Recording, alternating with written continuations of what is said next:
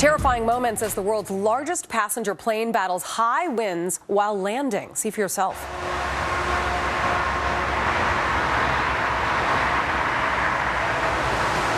Okay, that there, my worst nightmare. This video shows the Emirates A380 approaching the runway in Dusseldorf, Germany at dangerous angles while the pilots had to battle fierce crosswinds, sending the plane sort of careening one side to the other, the right side wheels hitting the tarmac while the giant plane lurches to the left. The pilot using his skills to straighten the aircraft up to make for a safe landing. Thank goodness. All right, John Boehner's stunning announcement. We all heard it here first, coming as he faces growing opposition from conservatives in his caucus. Some members not too happy with his leadership. A short time ago, Mr. Boehner saying his conscience is clear. I feel good about what I've done. I know that every day, I've tried to do the right things for the right reasons and try to do the right thing for the country. My next guest met with John Boehner behind closed doors just yesterday. Republican Congressman Matt Salmon of Arizona. First, I want to ask you, what was that conversation like?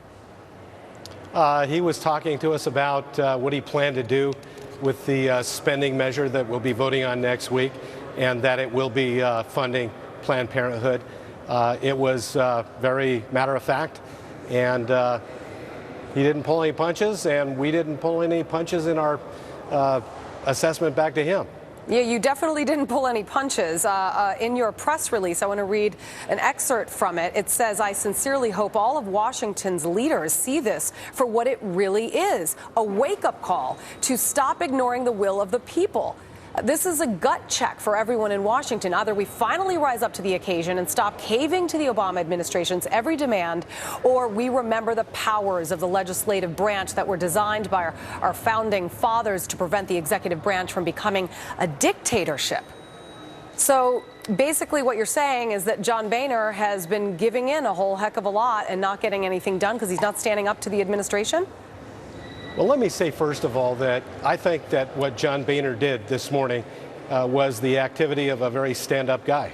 In fact, he realized that he was becoming the focus of all of the attention, and he was the issue instead of the issue at hand, which is to get back to the Constitution, to do the job we promised the American people we do, and get on with doing what we have to do to fight Barack Obama. And I think that what John Boehner did was a very stand-up thing, and I praise him for it.